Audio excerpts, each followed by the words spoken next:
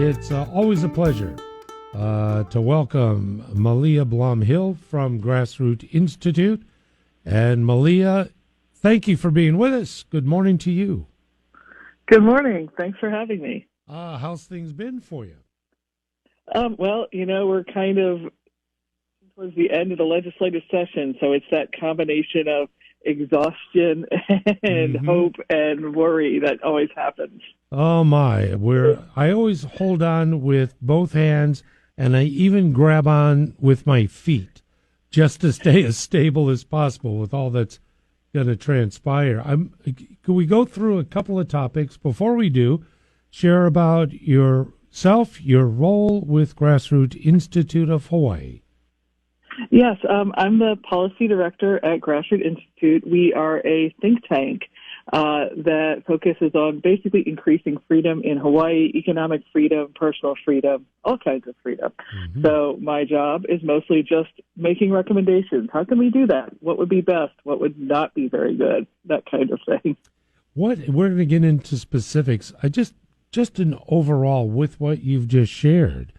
What is most concerning and or very top of mind with you in regard to the mission of Grassroots? Well, we do listen, and the thing that people tell us about what the big issues are, and the thing that always comes back to us over and over again is cost of living, and that means cost of housing, lack of economic opportunity, and just plain old everything costing more day to day. And so our top of mind is about how we can help bring that cost of living down. How can we make housing more affordable? How can we provide more economic opportunity? And, that's what we really try to focus on when we are making recommendations. Do you find it interesting that the declarations to do so are very precise, profound, and repetitive? We've got to do something. But there seems to be that something that can be done that is not necessarily low-hanging fruit, but something that could be accomplished, and if so, would make a difference. With cost of living, Jones Act comes to mind, and I know that that's been a laborious debate for centuries, it seems. But the bottom line is there are certain acts that can be accomplished that could have a positive impact on us in a very relative short amount of time. It just doesn't seem to happen. Yeah, that's the big frustration is that, it's not a mystery. Yeah. A lot of the time we know it's just like how about going on a diet or eating better or not smoking or whatever it is to be healthier. What makes your economy healthier. You know that lower taxes and less regulation will help businesses, but whether or not you do it, that's really the trick. Yeah, well put. Well put and succinctly so. One of the things that was on a roller coaster ride had to do with ADUs and the utilization of existing lot space and the addition of additional structures to help with housing availability and affordability. Malia, what happened? Oh, my goodness. This is exactly what you were just talking about, in terms of why is housing expensive? Well, you could make more. You could bring down the cost of housing by just increasing the supply. And how could you do that? Well, yes, you can approve housing developments and change more land. And I think all of that is good. But, in a more immediate sense, you could give people more rights about their own lots. You could let people build Ohana homes or ADUs, accessory dwelling units, on their lots for sort of small, grandparent unit type things. You could, instead of requiring really big single-family lots, a very big lot for a single house, you could say, okay, you can even build a smaller house or a smaller lot and make that a more affordable home. So that was what was behind this bill. There were two to begin with, and then it kind of went down to just the Senate bill, SB 3202. And it sort of limped through the Senate. And then in the last, it just ran into a lot of opposition. All the housing groups from all across the spectrum, we were supporting it. Housing Hawaii's Future supports it. Appleseed, who, Grassroots and Appleseed, we have some overlap, but not a lot. But Appleseed supported it. But the people who don't support it are the people who kind of already have their homes. And that became a real issue at the legislature. And they stripped out pretty much everything that made it work. They took out the ability to subdivide your own lot or to build smaller lots or build on smaller lots, to build, 3 ADUs if you had enough space and complied with county rules. And so at current, it's just sort of, it would be nice if this kind of thing were to happen if the counties felt like it, maybe, sort of bill. It's interesting because, we both are aware of the advent of ADUs many years ago, and it wasn't really embraced. But part of the reason had to do about regulations, requirements, zoning, and here we go, utilities and infrastructure. Folks would like the EDUs. They came in 400 square foot, 800 foot models that you could add onto your property. But you were required so much in regard to sewage, to water, to electricity, and one of the deal killers was a mandated parking spot that was heavily regulated in size, location, and many people who had homes, they just said, forget about it. This is counterproductive. It doesn't make sense for me to move forward with all this stuff I've got to do. Yeah, especially that parking requirement. And they also, requirements about how big the, setback from the property border had to be. And all of these things just kind of chipped away until it wasn't really practical. And so this bill was asking the counties to basically, clear that away. This has happened in plenty of places in the mainland, too, notably California. They tried to do ADU enabling legislation, and they had the same problem. All of a sudden, there were all these little county level laws that basically made it impossible. So they had to go back and go, well, okay, ignore that, you fix that, and go back. And that's what this bill in the legislature is supposed to do, is basically say, stop preventing ADUs with these, little ticky-tacky, meanie requirements, and make it possible to build them so that we have this other housing solution. We're talking with Malia from Grassroots Institute and the waning days of the legislative session. Can you share about the Nursing Compact Bill and what's next to improve medical access? Yeah, this one's kind of exciting because it's one of those things that this is a good idea, and everyone sees, well, not everyone, it's never everyone, but a lot of people are behind it. What it would do is enter Hawaii into the nurse licensure compact. And just like last year, how we had the physicians compact bill, which would let out-of-state physicians more quickly get a license to practice in Hawaii. This is even actually kind of more inclusive, because the nursing compact lets nurses hold a multi-state license. So it's even more seamless for a nurse from out of state to come practice in Hawaii once you've joined the nursing licensure compact. And there are 41 states that are already part of it. So it is actually a very big compact. And it's just part of this idea that, we have a healthcare worker shortage. It became really evident during the pandemic of how serious this was. And, what can we do?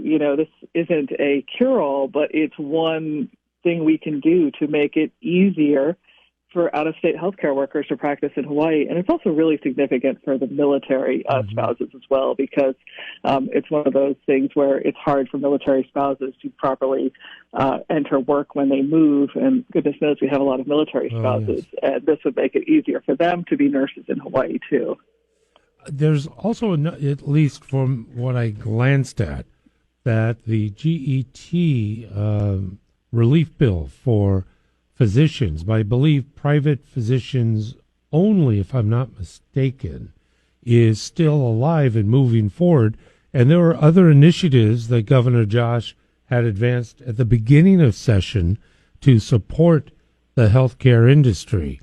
Is there anything else on the horizon along those lines, Malia? It was it was exciting at the beginning of the session. There was the GET bill that you mentioned.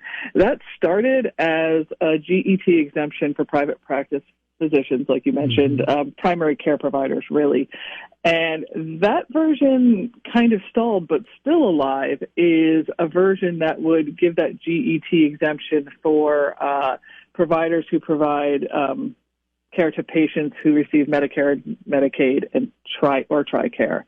So in a way, it's a slightly expanded and then in a way slightly smaller exemption. But that would be good. We've heard a lot from physicians about how that taxing medical services, we're the only state that does it, really makes it hard to have a sustainable private practice in Hawaii. But there were other bills, the nursing compact that you know about, and then various efforts to reform the certificate of need laws. Those, alas, have fallen. That they didn't make it to the end, but fingers crossed for next year. Yeah, I believe there was also housing provisions for healthcare workers. Wasn't there also a relief for student loans pertaining to medical students? There were several medical, that kind of trying to encourage more young medical students and nurses and that kind of healthcare workers to sort of pay loans or help with that. I'll need to check if those are still alive, because towards the end here, things just kind of get left behind. And sadly, those are the kind of bills that, they don't necessarily have any hard opposition. They just kind of get eclipsed by, the other stuff. A lot of the Lahaina bills have kind of pushed, that being the priority, sort of pushed other things to the side this year. We're at 8:49 in the morning. Malia, if folks would like to get in touch with or follow along with Grassroots Institute, how do you recommend we do it? Best thing to do is visit us at grassrootsinstitute.org or check out our social media. We have a great social media team, and they've been doing more on Instagram, TikTok, so you can find us there as well. Maybe a bill that doesn't have huge, and I say in Donald Trump's words, huge implications, perhaps. But this jaywalking and freedom to walk bill and everything else, boy, this really generated quite a bit of attention. Yeah, I was surprised about that. Every once in a while something turns controversial and you just were not prepared. And letting people cross the street when there were no cars coming, I just never thought that would be a controversial bill, but it was. And it's interesting because other states, just like with the ADUs and some other stuff, other states have sort of experimented with these laws that decriminalize jaywalking when it's otherwise safe. So it's not, I think that's the problem. People sort of misunderstood it. It's not saying that, it's okay to just run into traffic. It's saying, if there are no cars and there's no danger at all, and you cross, even though the timer is going or it says, it's flashing, don't walk, you can't get a jaywalking ticket. That's all it says. It doesn't, it doesn't make it okay to cause accidents or run into heavy traffic or anything like that. It just says jaywalking tickets don't really make people safer. It's just a tool, a sort of overzealously used law enforcement thing. And that's really what this is. Like, we can trust people to cross the street. But it ended up getting a lot more attention than I expected. It has, however, kept moving. It's on its, it got through both sides, so, potentially going to conference committee. So I completely understand. I mean, I think I can cross the street without hurting anybody and myself. But for those of us that live in town, oh my goodness, what we encounter. It happened again yesterday. Driving home, folks will just dart out into traffic from parked parallel cars into lanes of traffic, and it's maddening. And my only retort would be that grievously irresponsible action. Unfortunately, when something does occur, I'm the one that's on the hook. I'm the one that's responsible. I'm the one that has to pay because somebody decided I think I'm just going to walk. I'm going to play Frogger for real and cross the street and get to the other side. So I can see why there's some concern, but the obvious situations, that's just common sense. Yeah, I mean, I think that is the cause of the confusion. And, just to be clear, that's illegal now and would be illegal if this bill passed. The bill Right. only applies to situations where where a reasonably careful pedestrian, basically a reasonably cautious person, Sure.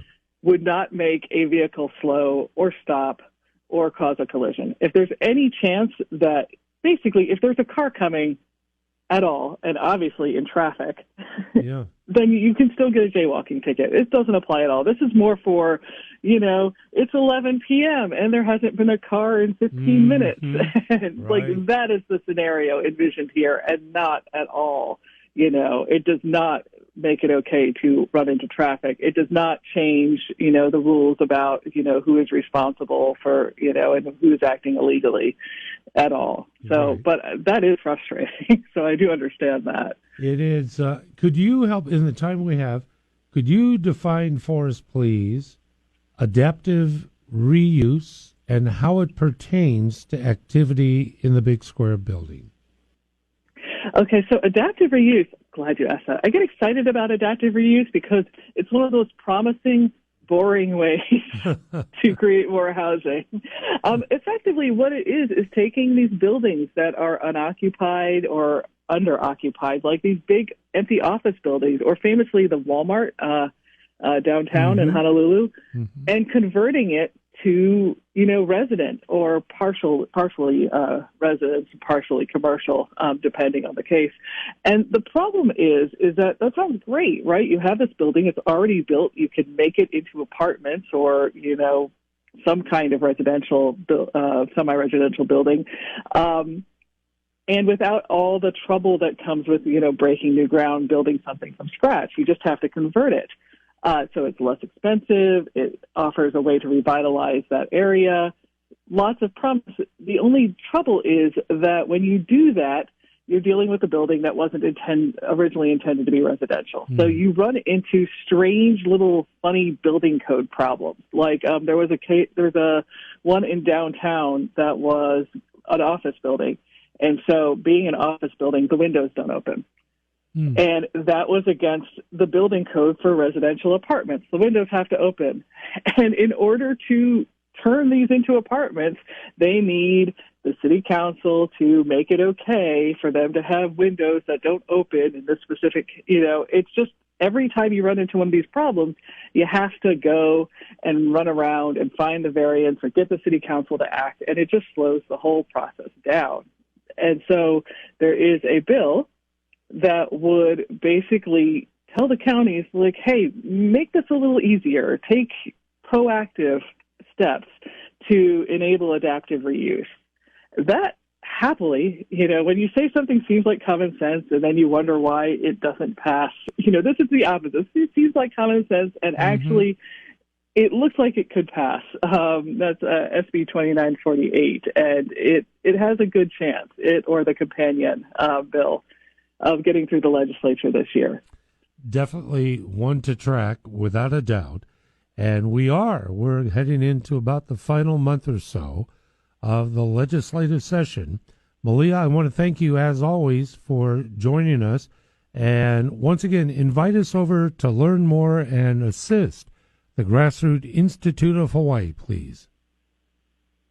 Well, thank you very much. Yes, visit us at grassrootsinstitute.org, and there's even a place to take action on some of these bills if you want to write your legislator about them. Excellent. Malia, thanks so very much. I hope we connect again soon. Well, thank you for having me. Always a pleasure. That's Malia joining us, Malia Hill of Grassroots Institute of Hawaii, on this edition of the Rick Amato program.